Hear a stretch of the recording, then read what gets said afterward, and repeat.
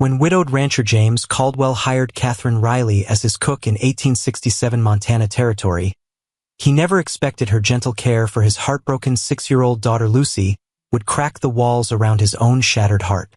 But when Lucy's uncle arrives threatening to take her away to Boston, claiming their unconventional household is improper, James faces an impossible choice between protecting his sworn vow to never love again and fighting for the family he never knew he wanted. Will a man who buried his heart with his wife risk everything to save the woman and child who brought it back to life? A child's scream cut through the Montana morning like a knife through butter. James Caldwell dropped his coffee cup, the hot liquid splashing across the wooden porch as he rushed toward the sound.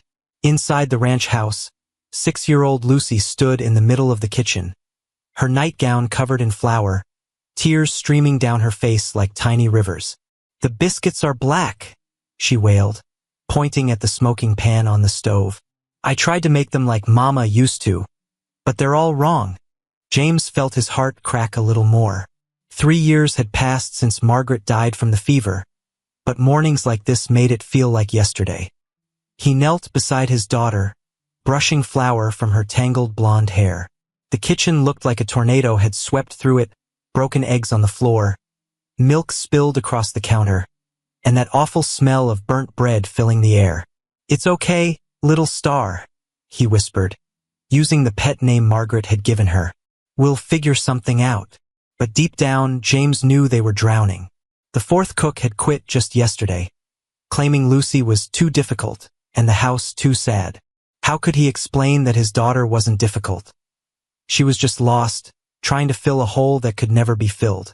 Lucy wiped her nose on her sleeve, leaving a streak of flour. "Mrs. Henderson said I should go live with Uncle Charles in Boston. She said little girls need proper ladies to teach them things." James's jaw tightened. Mrs. Henderson, the banker's wife, had been dropping hints for months about Lucy's wild ways and his unsuitable household.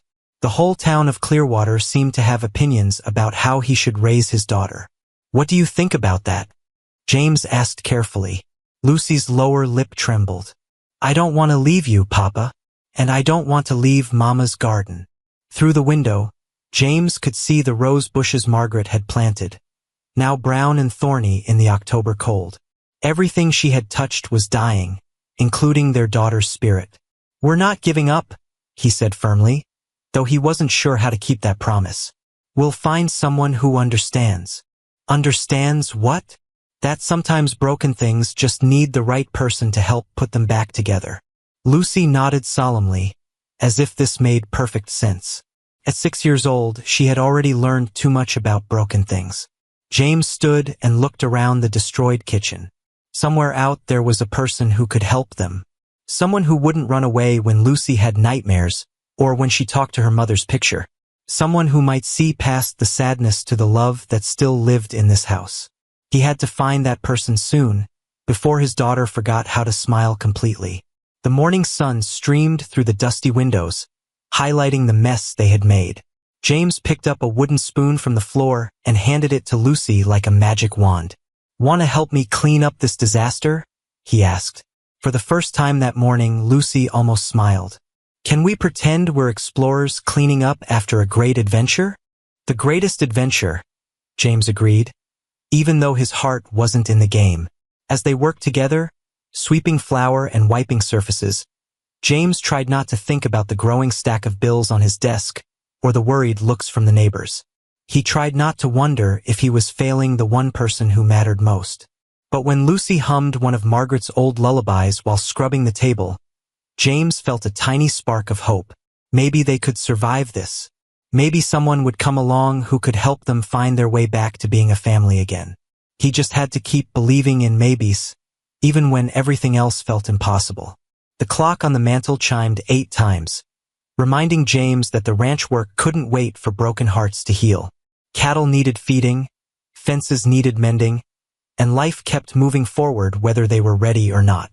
"Lucy," he said, hanging up the dish rag, "how about we ride out to check the horses after breakfast?"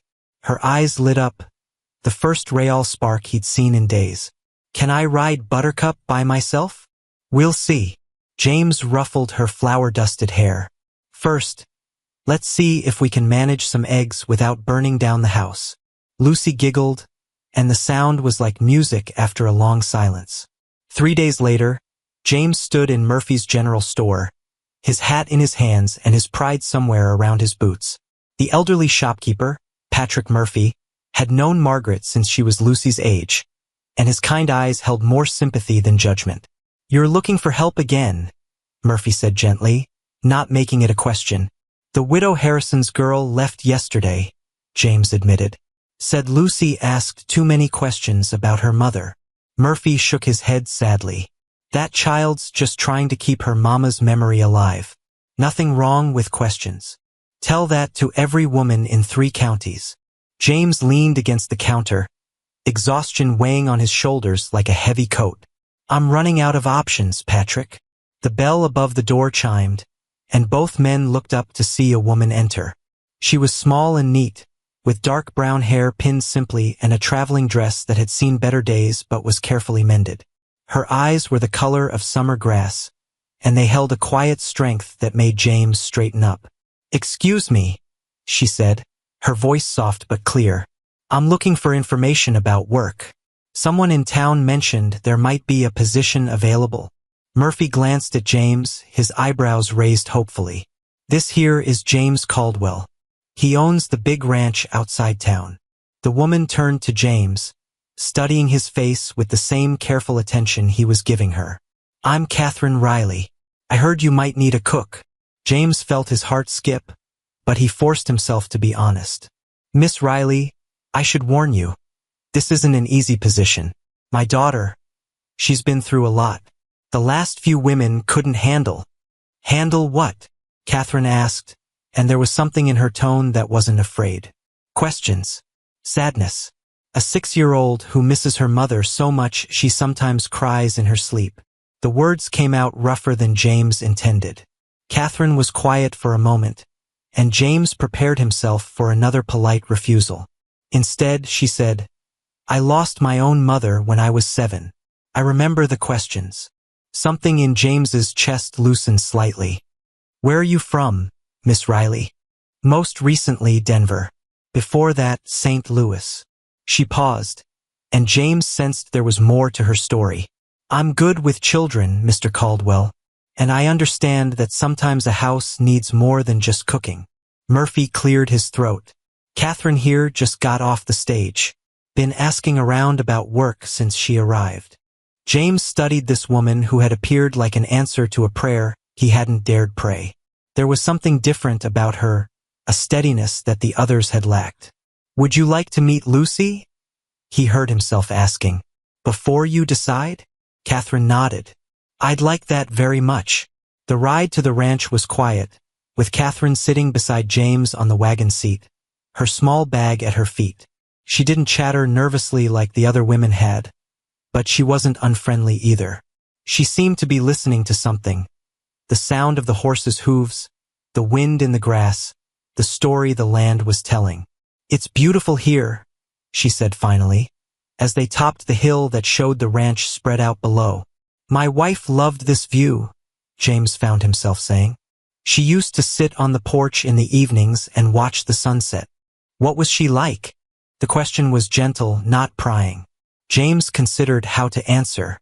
Margaret was light. She made everything better just by being there. Lucy has her smile. That's a wonderful gift to pass on. They pulled up to the house just as Lucy came running from the barn, her dress dirty and her hair escaping from its braids. She stopped short when she saw the stranger, suddenly shy. "Lucy," James called, "come meet Miss Riley. She might be our new cook." Lucy approached slowly, her green eyes so like Margaret's, studying Catherine with the serious expression of a child who had learned to be careful with new people. "Hello, Lucy," Catherine said, not talking down to her but speaking as if they were equals. "Your father tells me you've been learning to cook." Lucy's cheeks turned pink. "I'm not very good at it. I burned the biscuits." "Biscuits can be tricky," Catherine agreed solemnly. "The secret is watching them like a hawk and never trusting them completely." Really? Biscuits are sneaky that way." And then, miracle of miracles, Lucy giggled. The sound made James's heart leap with hope he'd been afraid to feel. Catherine knelt down to Lucy's level. "Would you like to show me the kitchen? I'd love to see where you've been practicing your cooking." As they walked toward the house together, Lucy chattering about the chickens and the garden and her horse Buttercup, James felt something he hadn't experienced in 3 years. Maybe this time would be different. The smell of burning bacon jolted James awake 3 weeks later, but instead of panic, he found himself smiling. Catherine's laughter drifted up from the kitchen, mixed with Lucy's excited chatter about something going wrong, but not being the end of the world. "Miss Catherine, the bacon is dancing." Lucy's voice carried pure joy.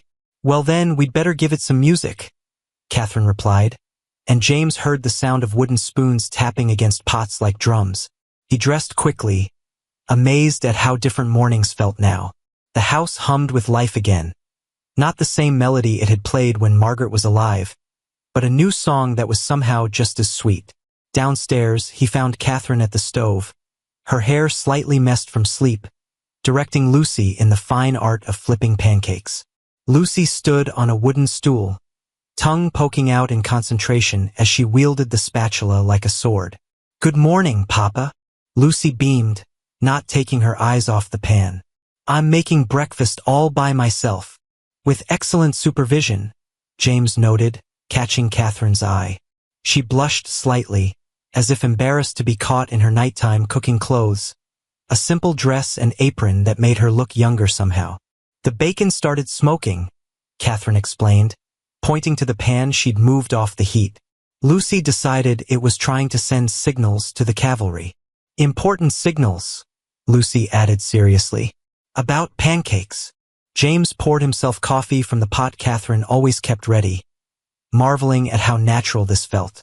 For 3 years, mornings had been battles to survive. Now they were adventures to enjoy. "Mr. Caldwell," Catherine said, suddenly formal again, "I wanted to ask about taking Lucy to town today. Mrs. Murphy mentioned the school might be starting a reading circle for younger children." James nearly choked on his coffee. "School? Lucy's never been to proper school." "I know," Catherine said carefully, "but she's so bright, and she asks such wonderful questions. I thought she might enjoy being around other children." Lucy's pancake flipped perfectly, but her excitement dimmed. "Do I have to go, Papa? What if the other children don't like me?" The question hit James like a punch. Margaret had taught Lucy her letters and numbers, but since the fever, James had been too overwhelmed to think about formal education. The idea of his daughter facing judgment from other children made his protective instincts roar. "You don't have to do anything you don't want to," he said firmly. "But," Catherine interjected gently, "sometimes the things that scare us most are the ones worth trying." She moved to stand beside Lucy, both of them focused on the next pancake. "When I was your age, I was terrified of other children. They seemed to know secrets I didn't understand." "What did you do?" Lucy asked. "I hid for a long time, but then I realized I was missing out on making friends who might like the same books I did." James watched this exchange with growing unease. Catherine was pushing Lucy toward things that might hurt her. What if the town children were cruel? What if they whispered about Lucy's wild hair and strange questions? "The reading circle is just once a week," Catherine continued. "We could visit today and see how it feels." "I want to try," Lucy announced suddenly, surprising them both. "But only if Miss Catherine comes with me." "Of course," Catherine smiled. "We're a team." Something cold settled in James's stomach. Catherine and Lucy were becoming a team, but where did that leave him? He was the father, the protector, the one who should make these decisions. "I'll drive you both," he said, more sharply than intended. Catherine looked at him with those perceptive green eyes. "Is that all right with you, Mr. Caldwell? I don't want to overstep." The careful politeness stung worse than anger would have. James realized he was jealous of how easily Catherine connected with Lucy, jealous of decisions being made without him, jealous of the happiness that seemed to flow so naturally between them. "It's fine," he lied. But as he watched Lucy and Catherine work together, chattering about books and adventures, James wondered if hiring Catherine had been the biggest mistake of his life. Not because she was failing, but because she was succeeding so completely that his own role as Lucy's father was disappearing. The kitchen filled with the scent of perfect pancakes and fresh coffee, but James had lost his appetite. How could he compete with someone who made everything look so easy? "Papa," Lucy said, offering him the first pancake with a proud smile. "Try it. Miss Catherine taught me the secret." James took a bite, and it was delicious, light and fluffy, and made with love. But all he could taste was the fear that his daughter was slipping away from him, one perfect pancake at a time. "It's wonderful, little star," he managed. "Miss Catherine says cooking is like magic," Lucy bubbled. "You put in ordinary things, but if you do it with the right heart, something special comes out." James glanced at Catherine, who was quietly cleaning up the mess, giving Lucy all the credit for their shared success. Her selflessness only made his jealousy burn brighter. What happened when Lucy decided Catherine was a better parent than he was? What happened when the whole town saw how much happier his daughter was with another woman? What happened when Catherine realized she could do better than a broken widower and his damaged child? "We should get ready for town," he said abruptly, standing so fast his chair scraped against the floor. Lucy's face fell. "Did I do something wrong?" "No, sweetheart," Catherine said quickly, shooting James a confused look. "Your father's just eager to show off your pancake skills to Mrs. Murphy." The lie came so smoothly that James realized Catherine was already protecting Lucy from his moods. Another reminder that she was better at this than he was. As they prepared for the trip to town, James tried to shake off his dark thoughts. Catherine was helping his daughter bloom. Wasn't that what he had prayed for?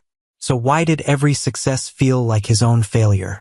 Maybe because he was terrified that once Lucy found her wings, she would fly away from him completely. The morning sun streamed through the windows, highlighting the easy domesticity between Catherine and Lucy as they packed a small bag for their adventure. James felt like an outsider looking in on the family he had always wanted but somehow couldn't quite reach. "Ready, Papa?" Lucy asked, taking his hand with complete trust. "Ready," James said, though he had never felt less prepared for anything in his life.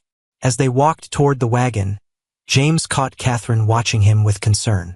She opened her mouth as if to say something, then closed it again. The questions hanging between them felt heavier than the Montana sky. Thunder cracked like a whip across the afternoon sky, sending the horses dancing sideways as James fought to control the wagon.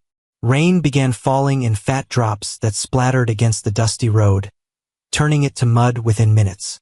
"Get under the tarp," James shouted to Catherine and Lucy, who were huddled together on the wagon seat beside him. But Lucy was staring at something ahead on the road, a figure stumbling through the storm, bent against the wind.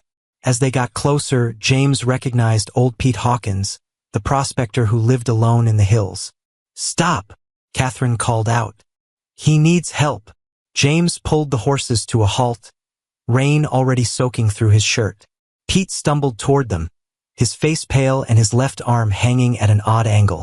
"Bear," Pete gasped. "Surprised her with cubs. Knocked me down good."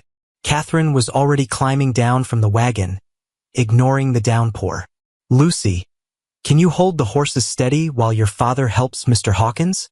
"Yes, ma'am." Lucy took the reins with both hands, her small face serious with responsibility. James and Catherine helped Pete into the wagon bed, and Catherine immediately began examining his arm. Her movements were quick and sure, like she had done this before. "It's broken," she announced. "We need to get him to Doc Peterson right away." "Doc's in Helena for the week," James said grimly. "Won't be back until Tuesday. Then we'll have to manage ourselves." Catherine's voice was calm but determined. "Mr. Hawkins, this is going to hurt, but I need to set the bone before it heals wrong." Pete's eyes widened. "You know how to do that, miss? My father was a traveling doctor. I learned some things." Catherine looked at James.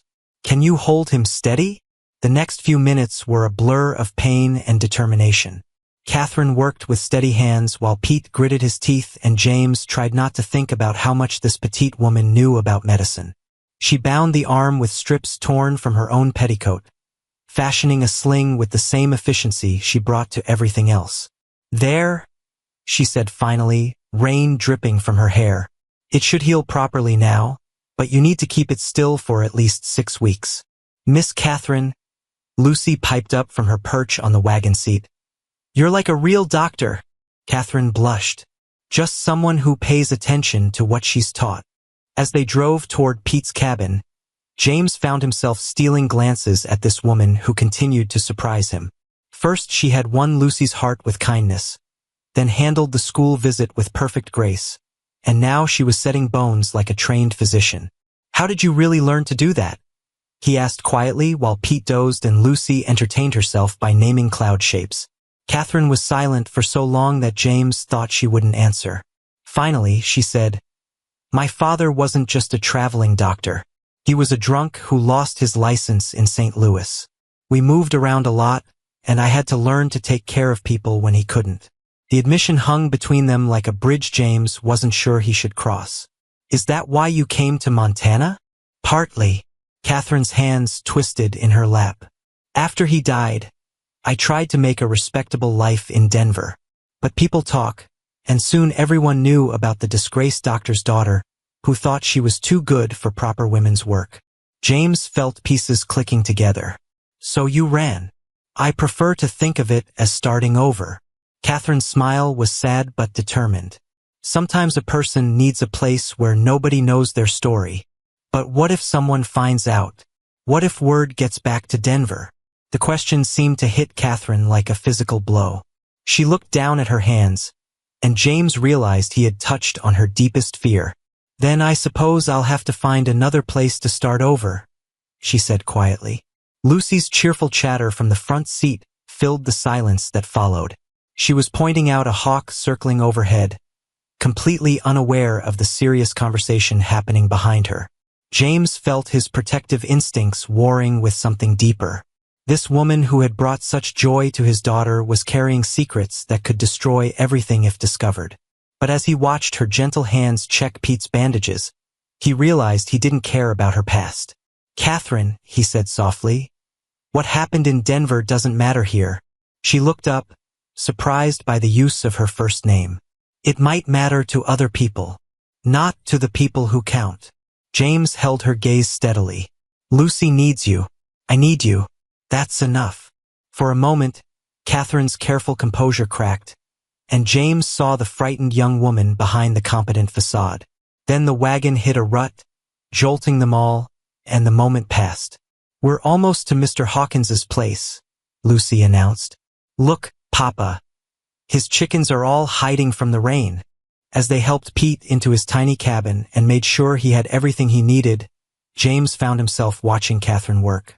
She built up his fire, checked his food supplies, and left clear instructions for caring for his arm.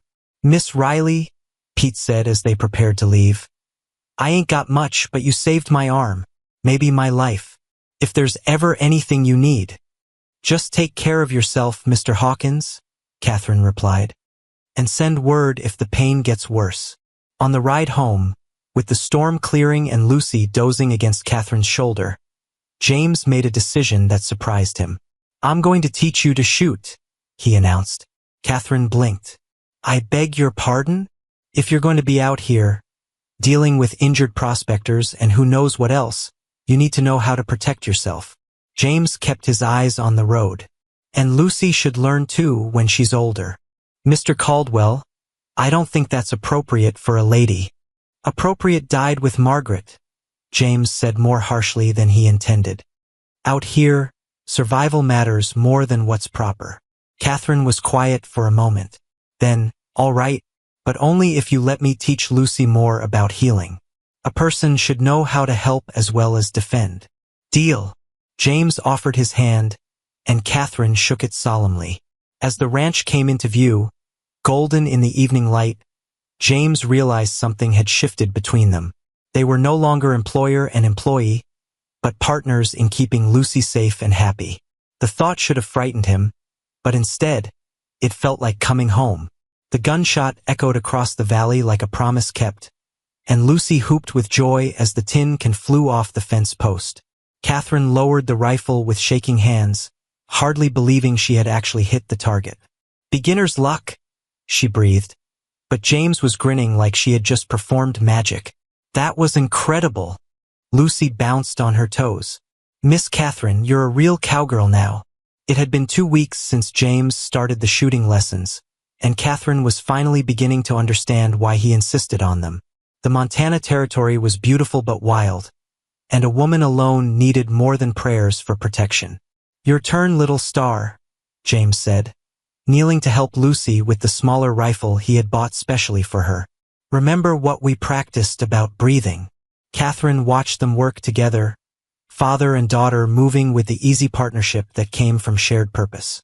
These lessons had brought them closer somehow, creating a space where all three of them belonged. Papa, Lucy said, squinting down the barrel, why did you really want us to learn this? James was quiet for a moment, his hands steady on the rifle as he helped her aim. Because I can't always be there to protect you. And Miss Catherine has proven she's brave enough to handle whatever comes. The words sent warmth spreading through Catherine's chest. In Denver, people had whispered that she was too bold, too willing to step outside proper boundaries. Here, those same qualities were seen as strengths. Lucy fired, and her shot went wide, kicking up dust near the fence. I missed. You'll get it, James encouraged. These things take practice. How long did it take you to learn, Papa? My father started teaching me when I was about your age. Said a man needed to know how to feed his family and keep them safe. James's expression grew distant. Of course, he never imagined I'd be teaching his granddaughter the same skills. Catherine sensed there was more to this story, but before she could ask, the sound of hoofbeats interrupted their lesson. A rider was approaching fast, kicking up a cloud of dust that made Catherine squint against the afternoon sun. That's Tom Bradley from the telegraph office, James said, lowering his rifle with a frown. He only rides out here for important messages. The young man pulled his horse to a stop near the fence, his face serious beneath his hat. Mr. Caldwell, got a telegram for you. Came in this morning from Boston. Catherine felt ice form in her stomach. Boston meant only one thing: Lucy's Uncle Charles, Margaret's brother who had been suspiciously quiet since Margaret's death. James tore open the yellow paper, his face growing darker with each word he read. Catherine watched his jaw clench, watched his knuckles turn white as his grip tightened on the message. What is it, Papa? Lucy asked, suddenly subdued by the tension crackling in the air. Uncle Charles is coming for a visit, James said carefully, but Catherine heard the anger underneath his controlled tone. Uncle Charles. Lucy brightened. I haven't seen him since Mama's funeral. Will he bring me presents from Boston? I'm sure he will, sweetheart. James folded the telegram, but not before Catherine caught a glimpse of words that made her blood run cold. Concerns about Lucy's upbringing and proper arrangements. Tom Bradley shifted uncomfortably in his saddle. Mr. Caldwell, he asked me to tell you he'll be on next week's stage. Said something about bringing his wife this time. After Tom rode away, an uncomfortable silence settled over their little shooting lesson. Lucy had wandered off to chase a butterfly, leaving James and Catherine standing by the fence with the weight of unspoken worries between them. He's coming to take her away, James said finally, his voice flat and defeated. You don't know that, Catherine replied, though her heart was hammering against her ribs. I know Charles Hartwell. He's been looking for an excuse since Margaret died. James stared at the crumpled telegram. A single father, an unmarried woman in the house, a child running wild on a ranch instead of learning proper manners. It's everything he's been waiting for. Catherine felt the familiar urge to run, to pack her bag and disappear before anyone could point fingers or ask uncomfortable questions. But looking at Lucy, now lying on her back in the grass making pictures out of clouds, she realized running wasn't an option anymore. Then we'll have to prove him wrong, she said with more confidence than she felt. How? James turned to her with desperate eyes. You don't understand Boston society, Catherine. Charles has money, influence, a proper household with servants and tutors. What do we have? We have love, Catherine said simply. And Lucy is happy here. Will that be enough to convince a judge? The question hung between them like storm clouds gathering. Catherine had heard stories about wealthy relatives using the law to take children from parents they deemed unfit. Money talked louder than love in courtrooms. There might be another way, Catherine said slowly, an idea forming that both terrified and thrilled her. What do you mean? Marriage changes everything, doesn't it? A married man with a proper wife presents a very different picture than a single father with an unmarried housekeeper. James stared at her as if she had suggested they sprout wings and fly. Catherine, you can't be serious. I'm completely serious. The words tumbled out before she could stop them. It would solve everything. Lucy would have a mother in the eyes of the law, you'd have a respectable household, and I'd have… What? What would you have? Catherine looked at this man who had given her a chance when no one else would, at the child who had claimed her heart so completely. I'd have a family, she whispered. A real family. You don't understand what you're asking, James said roughly. Marriage isn't just a legal arrangement. It's… I know what marriage is, Catherine interrupted. I'm not asking you to love me, James. I'm asking you to let me help save Lucy. The use of his first name seemed to shock them both. They had been so careful to maintain proper distance, even as their lives became more intertwined each day. Miss Catherine. Papa.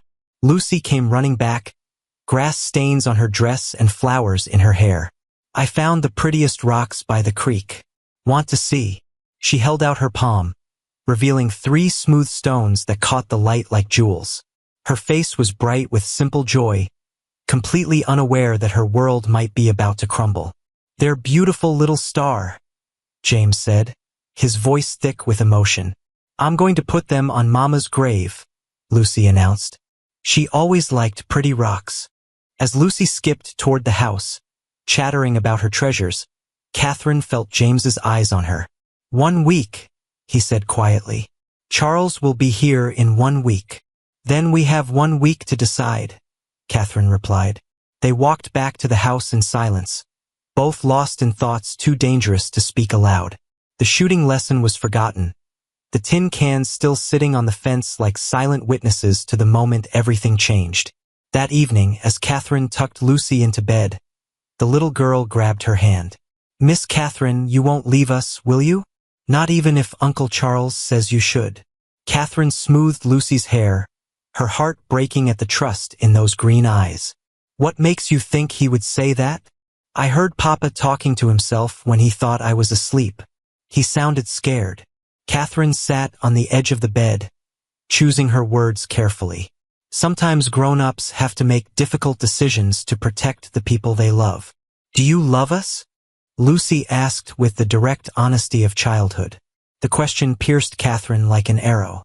Yes, she whispered. I love you both very much. Then you'll stay. People who love each other don't leave. If only it were that simple, Catherine thought as she kissed Lucy's forehead and blew out the lamp. If only love were enough to overcome law and money and social expectations. But as she walked past James's study and saw him hunched over his desk, probably trying to figure out legal ways to keep his daughter, Catherine realized that sometimes love had to be enough, because the alternative was unthinkable. The dress Catherine wore to church that Sunday was the finest thing she owned, deep blue cotton with tiny pearl buttons that had belonged to her mother. She had brushed her hair until it shined and pinned it up with extra care, knowing that today every eye in Clearwater would be judging her worthiness to stand beside James Caldwell and his daughter. You look beautiful, Miss Catherine, Lucy whispered as they walked up the church steps together. Like a real lady in a storybook. Catherine squeezed Lucy's small hand, drawing strength from the child's innocent confidence. Inside the church, conversations died as they made their way to the Caldwell family pew, and Catherine felt the weight of dozens of stares following their movement. Pastor Williams smiled warmly from the pulpit, but Catherine noticed how Mrs. Henderson's lips pursed with disapproval, how the banker's wife whispered something behind her fan to the woman beside her. Ignore them, James murmured, his hand gentle on her elbow as he guided her into the pew. They don't matter. But Catherine knew they did matter. These people would be the ones Charles Hartwell spoke to when he arrived, the ones whose opinions would shape his report about Lucy's living situation. The service passed in a blur of hymns and scripture, but Catherine found it hard to concentrate with so many eyes watching her every move. When Pastor Williams announced that there would be a church social after the service, her stomach clenched with dread. "We don't have to stay," James said quietly, reading her expression. "Yes, we do," Catherine replied. "Running away will only make things worse." The church social was held in the adjoining hall, with tables laden with food brought by the congregants. Catherine had contributed her famous apple cake, and she watched nervously as people sampled it and either nodded with approval or whispered among themselves. Catherine Riley, Mrs. Murphy, the shopkeeper's wife, appeared at her elbow with a warm smile. "This cake is absolutely divine. You must give me the recipe." "Of course," Catherine said gratefully, relieved to find at least one friendly face in the crowd. "Patrick tells me you've been such a blessing to the Caldwell family," Mrs. Murphy continued.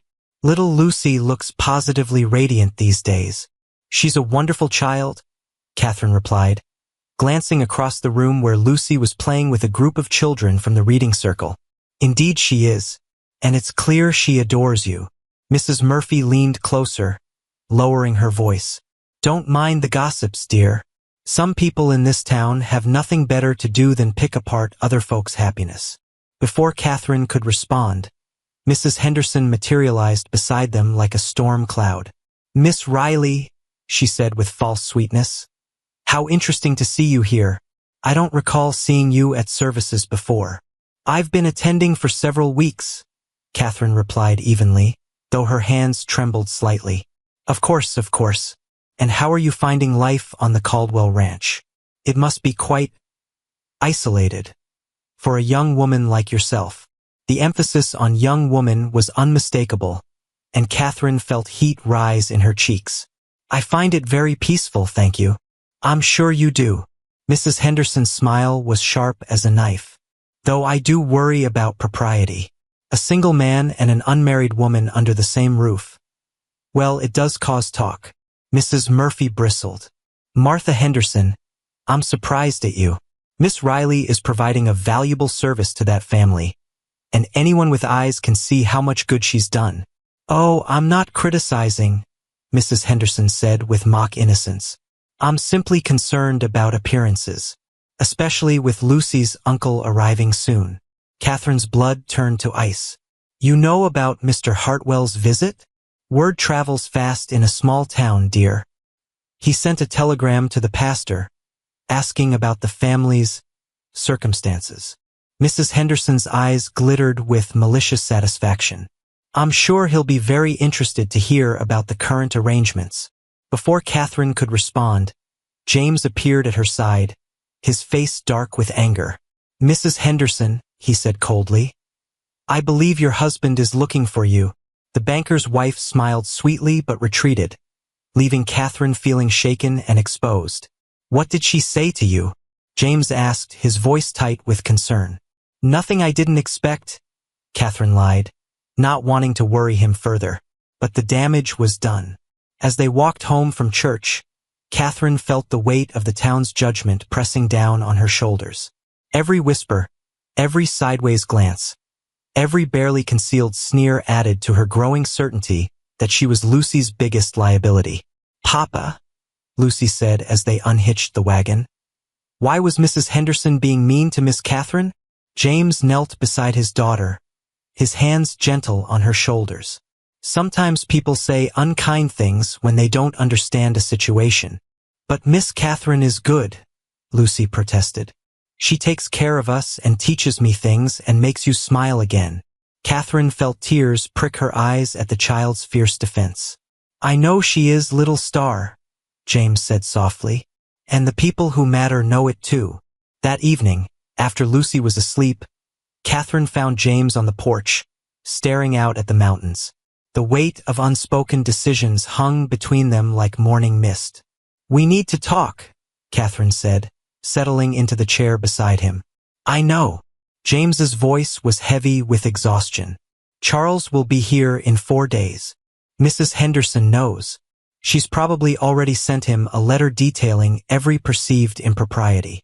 Catherine took a shaky breath. "James, My being here is going to cost you, Lucy. Don't say that. It's true and you know it. An unmarried woman living in your house, helping raise your daughter.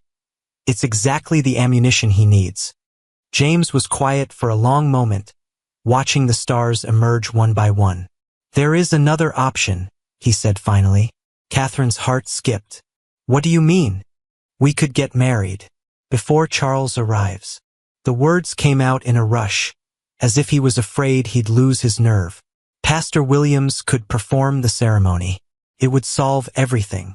The proposal hung between them, practical and terrifying in equal measure. James, Catherine said carefully, marriage should be about more than solving problems. Should be, yes, but sometimes life doesn't give us ideal choices. He turned to look at her, his eyes intense in the moonlight.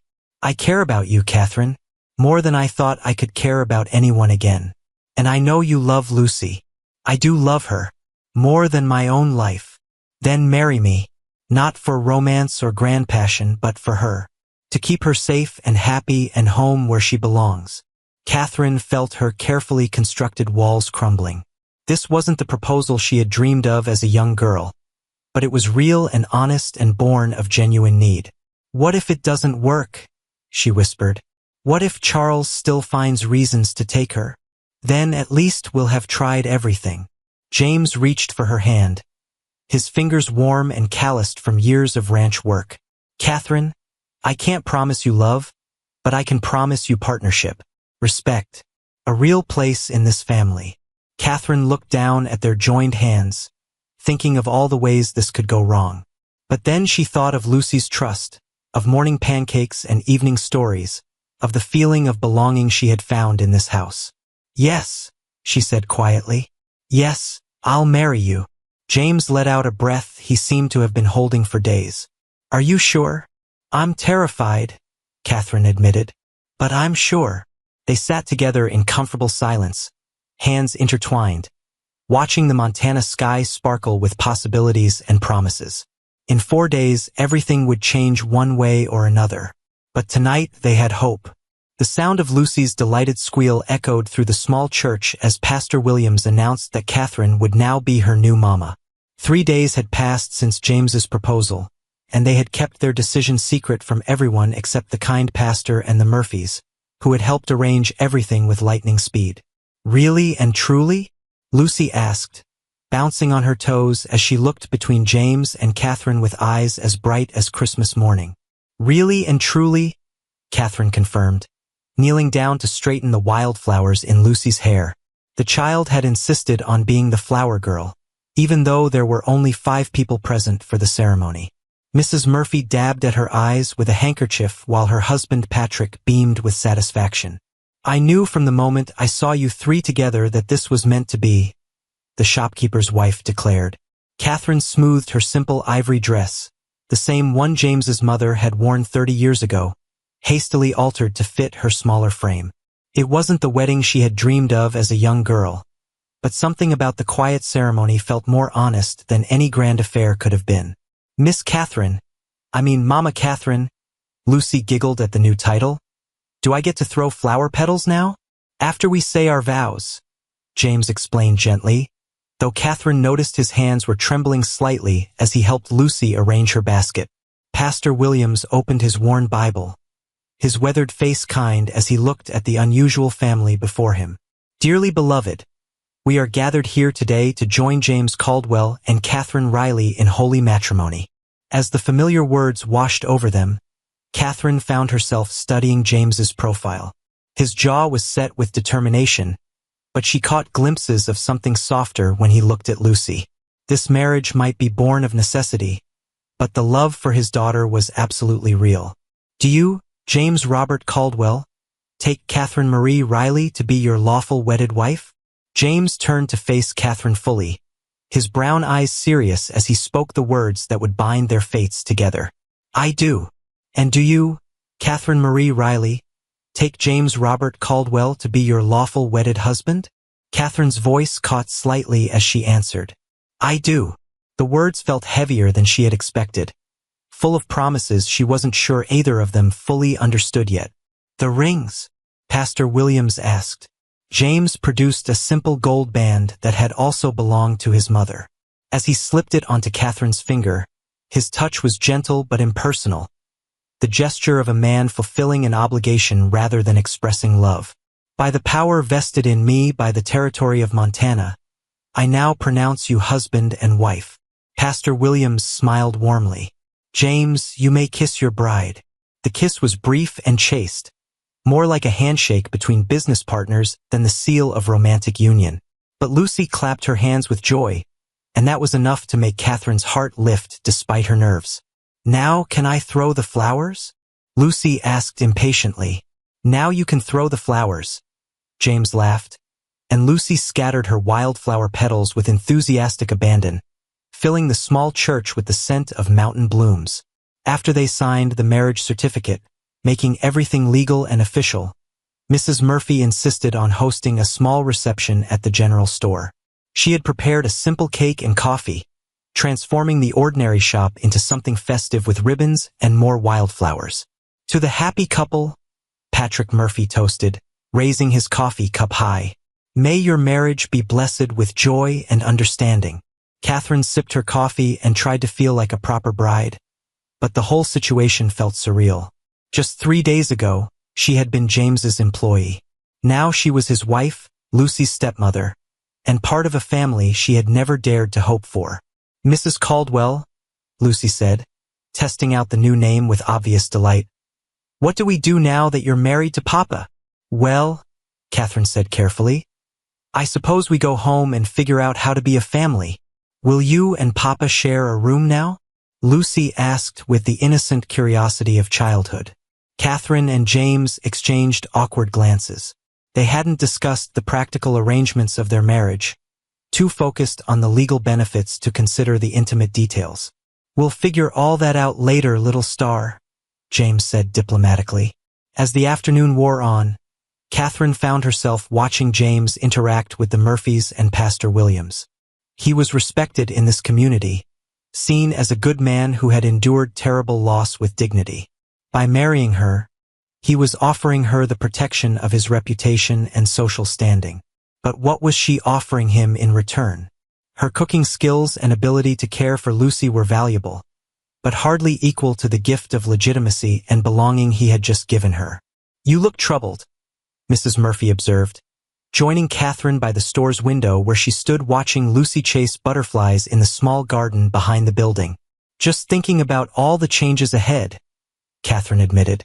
Marriage is always an adjustment, dear, even under the best circumstances. Mrs. Murphy patted Catherine's arm kindly. But I've watched you with that child and her father these past weeks. You care for them deeply. I do, Catherine said softly.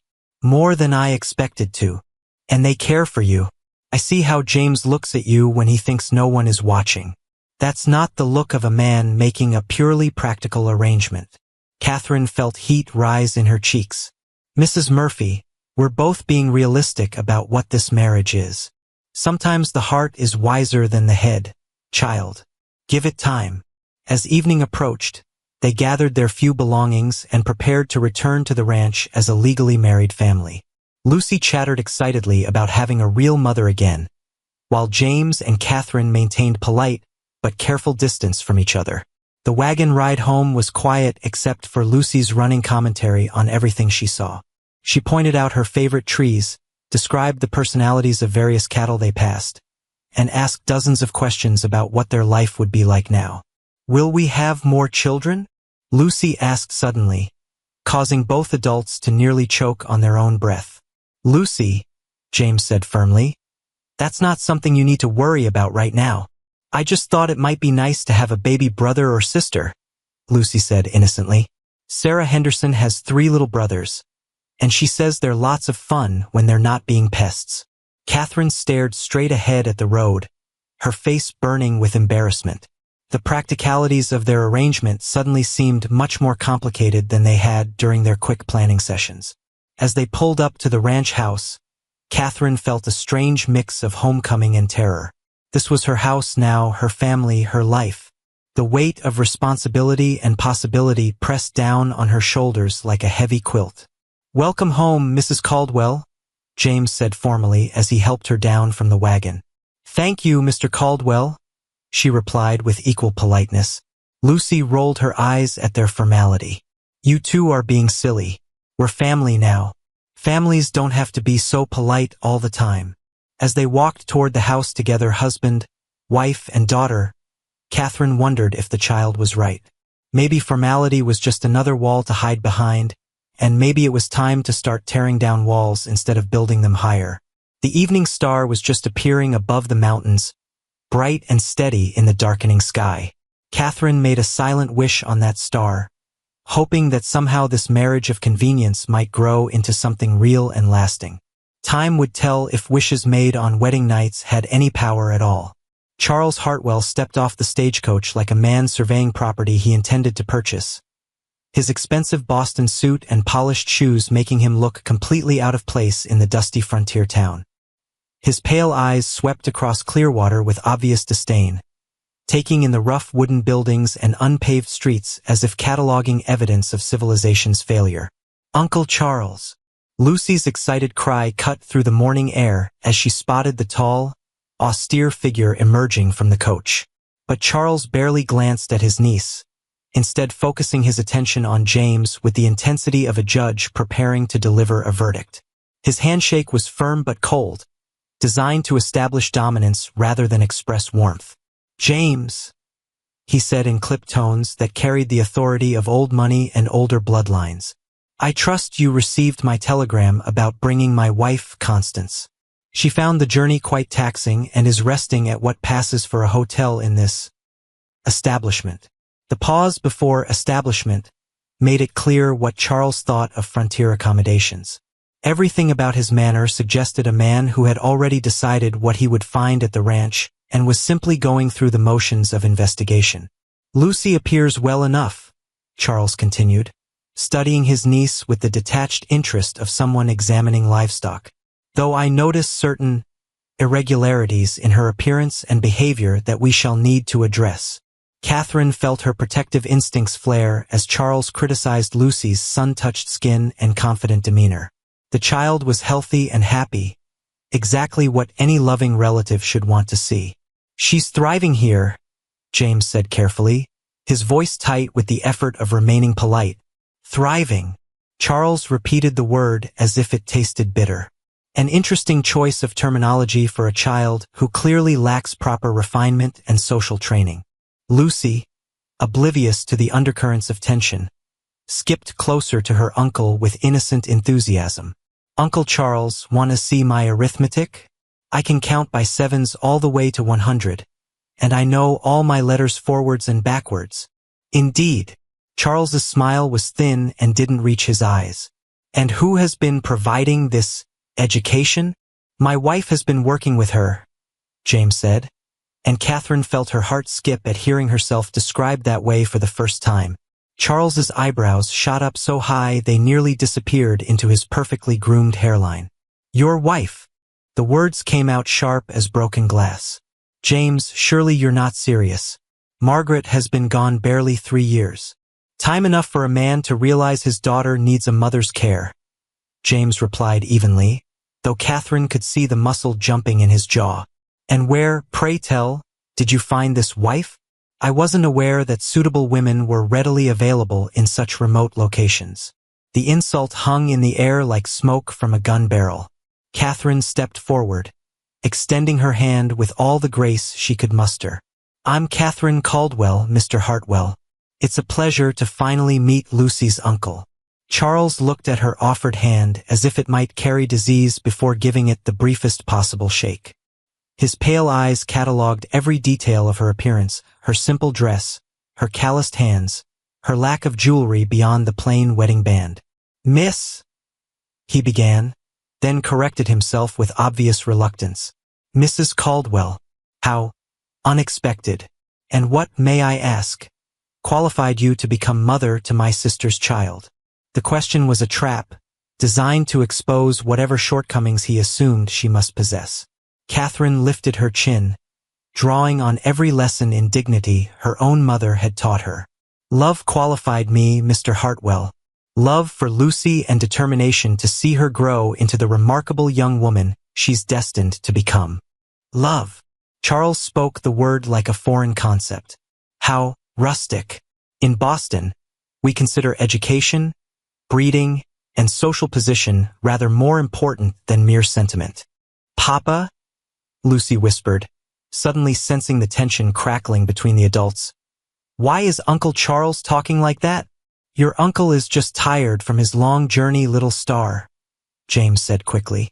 Why don't you show him your reading while we get the wagon ready? Lucy brightened, always eager to demonstrate her newly acquired skills. She ran to fetch the book Catherine had been reading with her, a collection of fairy tales that Margaret had owned as a child. This was Mama's book, Lucy announced proudly, settling beside Charles on the bench outside the general store. Mama Catherine has been teaching me to read the hard words.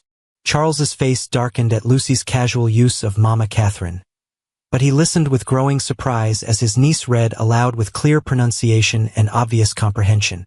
When she explained the meaning of difficult words and discussed the story's themes, his eyebrows climbed higher. Quite adequate, he admitted grudgingly. Though naturally, proper tutors in Boston could provide much more advanced instruction. But I like learning with Mama Catherine, Lucy protested. She makes it fun, and she answers all my questions about everything. I'm sure she does, Charles said dryly. Tell me, child, what else has this woman been teaching you? Lucy launched into an enthusiastic description of her lessons in cooking, arithmetic, geography, and even basic medical care. She demonstrated her knowledge of Montana's wildlife, explained the principles of farming and ranching, and recited poetry with clear diction. With each display of Lucy's education, Charles's frown deepened. He had clearly expected to find an ignorant, neglected child who would benefit from his rescue. Instead, he was confronting a bright, confident, well-educated little girl who obviously adored her current life. And what of your religious instruction? Charles asked, grasping for familiar ground. Pastor Williams says I'm one of the best students in Sunday school, Lucy replied promptly. And Mama Catherine reads Bible stories with me every night before bed. Catherine watched Charles struggle to find fault with Lucy's upbringing. Every criticism he had prepared was being systematically demolished by the evidence before his eyes. The child seems adequately cared for, he finally conceded, the admission clearly costing him effort. However, there are broader considerations beyond mere book learning. Such as, James asked, his voice dangerously quiet, social position, cultural refinement, proper connections that will serve her well in marriage and society. Charles's pale eyes glittered with renewed confidence. A frontier ranch, however well-intentioned, cannot provide the advantages of Boston society. And what if Lucy doesn't want those advantages? Catherine asked boldly. What if she's happy here, with people who love her and a life that challenges her to grow? Charles turned his full attention to Catherine for the first time, studying her with the intensity of a scientist examining an interesting specimen. My dear woman, surely you cannot believe that happiness is more important than security and social standing? I believe happiness is the foundation of everything else worth having, Catherine replied firmly. How wonderfully naive. Charles's smile was sharp as a blade. Tell me, Mrs. Caldwell, what exactly is your background? Where did you receive your own education and social training? The questions felt like arrows aimed at her heart.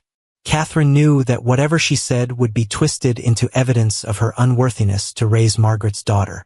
I was educated by my father, who was a traveling physician, she said carefully. I've lived in several states and learned from many different teachers. A traveling physician. Charles's tone suggested this was exactly what he had expected to hear. How unconventional. And your family's social connections. My family believed in the connections we make through kindness and service to others, Catherine replied, refusing to be ashamed of her modest background. Charles nodded as if she had just confessed to multiple crimes. I see. James, surely you understand that Lucy deserves better than to be raised by someone with such limited social prospects. I understand that Lucy deserves to be raised by someone who loves her unconditionally. James shot back, his patience finally fraying. Someone who sees her potential rather than trying to squeeze her into society's narrow expectations. Uncle Charles, Lucy interrupted, tugging on his sleeve with innocent determination. You should come see our house. Mama Catherine made the prettiest curtains for my room, and she taught me how to braid friendship bracelets. I made one for you. She produced a carefully braided cord of colorful threads, offering it to Charles with a smile that could have melted stone. For just a moment, his stern facade cracked, and Catherine glimpsed the man who had once loved his sister enough to travel across the country to check on her child. But the moment passed quickly, and Charles's expression hardened again. Very thoughtful child. We shall discuss many things during my visit. As they loaded into the wagon for the ride to the ranch, Catherine felt the weight of Charles's disapproval pressing down on her like storm clouds. The battle for Lucy's future was just beginning, and she wasn't sure love would be enough to win against money, influence, and social expectations. But watching Lucy chatter happily between her father and new stepmother, pointing out landmarks and sharing stories, Catherine knew she would fight with everything she had to protect this family they had built together. The stakes had never been higher, and failure wasn't an option. The crash of breaking china shattered the morning peace as Lucy's teacup slipped from her trembling fingers, sending delicate porcelain fragments across the dining room floor like fallen stars. Charles Hartwell's wife, Constance, gasped in horror while Charles himself turned an alarming shade of purple. This is precisely what I mean, Charles thundered, rising from his chair with such force that it nearly toppled backward. A properly trained child would never display such clumsiness with valuable items. Lucy's face crumpled as she stared at the broken pieces, tears beginning to pool in her green eyes. Catherine immediately moved to comfort the child, but Charles held up a commanding hand. No, he said sharply. Let her learn from her mistake. In Boston, children understand the consequences of careless behavior. It was an accident, Catherine said firmly, kneeling beside Lucy to help gather the larger pieces. Anyone can have accidents. Accidents, Charles repeated with disdain, are what happen when children lack proper discipline and training. This is exactly the sort of behavior that concerns me. The past 3 days had been a carefully orchestrated campaign of criticism. Charles had arrived with predetermined notions about Lucy's deficiencies, and every meal, every lesson, every moment of normal childhood behavior was twisted into evidence supporting his case. Uncle Charles, Lucy whispered, her voice small as a bird's chirp, I'm sorry. I didn't mean to break your pretty cup. Sorry doesn't repair priceless family heirlooms, Charles replied coldly. This tea service belonged to your grandmother Hartwell. Each piece represents generations of careful preservation. Catherine bit back her angry response, knowing that losing her temper would only provide Charles with more ammunition. Instead, she helped Lucy clean up the mess while James watched from the doorway, his hands clenched into fists. Perhaps, Constance Hartwell suggested in her thin, reedy voice, this incident demonstrates why Lucy would benefit from proper instruction in deportment and social graces. In Boston, she would learn to handle fine things with appropriate care. She's 6 years old, James said through gritted teeth. Children her age are supposed to be learning, not performing like trained seals for adult approval. Charles's pale eyes glittered with triumph. And there we have the fundamental difference in our philosophies, James. You believe childhood should be about indulgence and freedom. I believe it should be about preparation for adult responsibilities. I believe childhood should be about being a child, Catherine interjected, unable to remain silent any longer. Lucy is bright, curious, and kind. Those are the qualities that matter most. Qualities that will serve her poorly in proper society, Charles countered. Tell me, Mrs. Caldwell, what do you know of piano instruction, French lessons, proper needlework, the social graces that distinguish a lady from a frontier woman? Each question was a barb designed to expose Catherine's inadequacies. She felt her cheeks burn with humiliation, knowing that her practical education meant nothing in Charles's world of artificial refinements. "I know how to teach a child to think for herself," Catherine replied steadily. "How to be kind to others, how to find joy in learning, how to grow into a confident young woman who doesn't need others' approval to know her own worth." "How very rustic," Charles said with a thin smile, "and utterly inadequate for a child of Lucy's breeding and potential." Lucy had been listening to this exchange with growing distress, her small face pale as she watched the adults argue about her future as if she weren't present. Finally, she could bear it no longer. "Stop!" she cried, her voice cutting through the tension like a knife. "Stop fighting about me. I don't want to go to Boston, and I don't want to learn stupid piano lessons, and I don't care about being a proper lady." The outburst stunned everyone into silence. Lucy rarely raised her voice, and her defiance shocked even Catherine. "Lucy," Charles said sternly, "children do not interrupt adult conversations, and they certainly do not express such disrespectful opinions about their betters' decisions." "You're not my better," Lucy shot back with a courage that made Catherine's heart swell with pride and terror. "You're just mean, and you want to take me away from Papa and Mama Catherine and everything I love."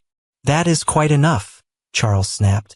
"James, this display of willfulness is exactly what I'm talking about. The child has been allowed to run wild, with no understanding of proper behavior or respect for authority." "She has plenty of respect for people who deserve it," James replied coldly. "Maybe the problem isn't Lucy's behavior but your expectations." Charles's face darkened with anger. "My expectations are based on decades of experience with proper child rearing. Unlike some people, I understand the importance of discipline and structure. And I understand the importance of love and acceptance," Catherine fired back. "Lucy doesn't need to be molded into your idea of perfection. She's already perfect exactly as she is." "Perfect?" Charles laughed harshly. "A child who breaks valuable items, speaks rudely to her elders, and displays no knowledge of social graces is hardly perfect by any reasonable standard." "She's perfect because she's honest and brave and caring," Catherine insisted. "Because she asks questions and thinks for herself and treats everyone with kindness regardless of their social status. Virtues that will serve her poorly when she needs to make an advantageous marriage," Constance interjected primly. "In Boston society, a young woman's value is measured by her accomplishments and connections, not her rustic virtues." Lucy looked from one adult to another, her young mind struggling to understand why the grown-ups couldn't agree about what made her valuable. Catherine's heart ached for the confusion and hurt in the child's eyes. "What if I don't want to make an advantageous marriage?" Lucy asked quietly. "What if I want to marry someone who likes me for who I am, like Papa married Mama Catherine?" The question hung in the air like smoke from a gunshot.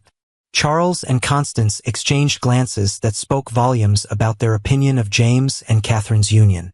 "Child," Charles said with exaggerated patience, "you cannot possibly understand such complex matters at your age. That is precisely why you need proper guidance from people who do understand the ways of the world." "I understand that Papa is happier now," Lucy said stubbornly. "And I understand that Mama Catherine loves us and takes care of us and makes everything better. I don't want to leave them for stupid Boston lessons." "Lucy," James said gently, kneeling beside his daughter, "why don't you go outside and check on the chickens? The grown-ups need to finish talking." Lucy looked like she wanted to argue, but something in her father's tone convinced her to obey. She cast one last defiant look at Charles before running from the room, leaving the adults to continue their battle without an audience. "Well," Charles said with satisfaction, "I think that little scene proves my point admirably. The child is willful, disrespectful, and completely unprepared for civilized society." "The child is honest about her feelings," Catherine countered, "something that seems to be discouraged in your version of civilized society." "Honesty without refinement is merely crudeness," Constance observed. "A proper young lady learns to express herself with grace and subtlety. A proper young lady learns to hide her true self behind artificial manners," Catherine shot back. "I'd rather Lucy be genuine than graceful." Charles stood abruptly, his decision clearly made. This conversation has confirmed my worst fears. James, I cannot in good conscience allow my sister's child to remain in an environment that values rebellion over respect, emotion over education, and sentiment over social advancement. You can't just take her, James said, his voice dangerous with barely controlled anger. Actually, Charles replied with cold satisfaction, I believe you'll find that I can. I've already spoken with the territorial judge about Lucy's situation.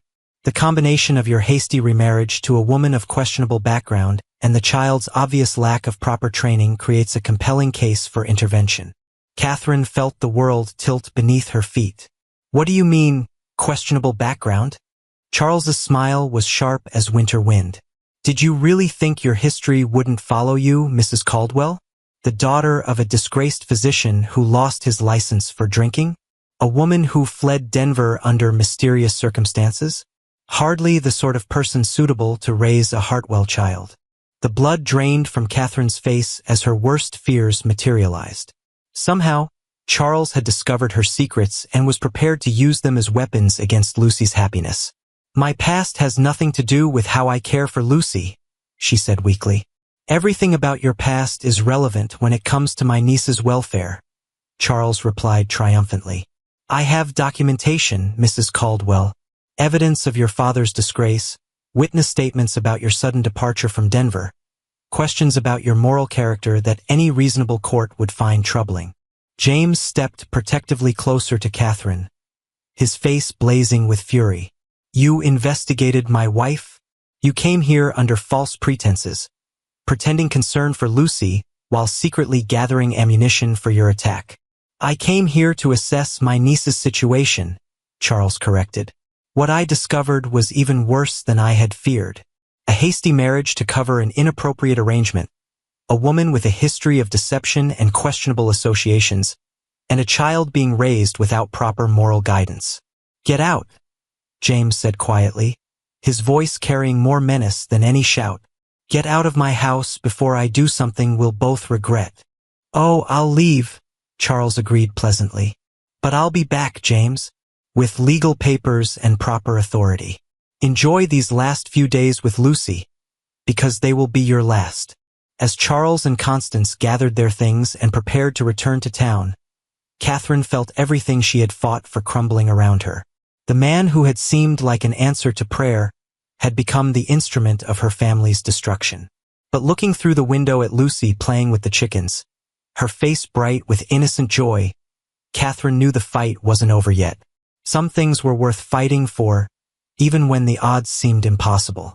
The letter arrived with the morning mail like a death sentence wrapped in official seals and legal language that made Catherine's hands shake as she read the devastating words. Judge Morrison would hear Charles Hartwell's petition for custody in 3 days, and the preliminary ruling suggested that Lucy's best interests would indeed be served by removal to Boston. Mama Catherine, why are you crying? Lucy asked, appearing in the kitchen doorway with dirt on her dress and wildflowers in her hair, looking every inch the uncivilized child Charles had described to the authorities. Catherine quickly folded the letter, not wanting Lucy to see the legal words that threatened to tear their family apart. I'm not crying, sweetheart, just something in my eye. But Lucy was too perceptive to be fooled by adult deceptions.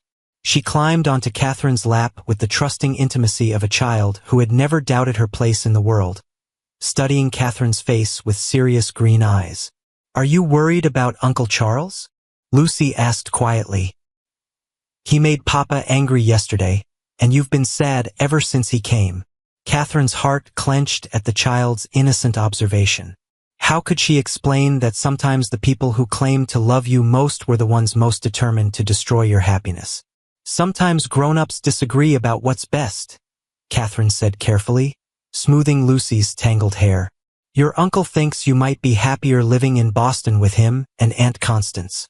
Lucy's face scrunched up with the same expression she wore when confronting difficult arithmetic problems. But I'm already happy here. Why would I want to be happy somewhere else? The simple logic of childhood cut straight through all the legal complications and social expectations that adults use to justify their decisions. Lucy was happy, Genuinely, completely, radiantly happy. And that should have been the only consideration that mattered. "I don't know, little star," Catherine whispered, holding Lucy close and breathing in the scent of sunshine and flowers that always seemed to cling to the child's hair. James appeared in the doorway, his face grim as he held a similar official-looking envelope. "Judge Morrison wants to interview Lucy privately," he announced, his voice tight with barely controlled fury. "Tomorrow morning at 10 o'clock. Catherine felt cold fear settle in her stomach like a stone. What kind of interview? The kind where they ask a 6-year-old to choose between the only family she's known and the promise of pretty dresses and piano lessons. James crumpled the letter in his fist. The kind where they make a child feel guilty for loving the wrong people. Lucy looked between her parents with growing alarm. "What's an interview? Am I in trouble?" "No, sweetheart," Catherine said quickly. "A nice judge just wants to talk to you and ask some questions about your life here." "What kind of questions?" James knelt beside his daughter, his hands gentle on her small shoulders. "He'll probably ask if you're happy, what you like to do, whether you feel safe and loved."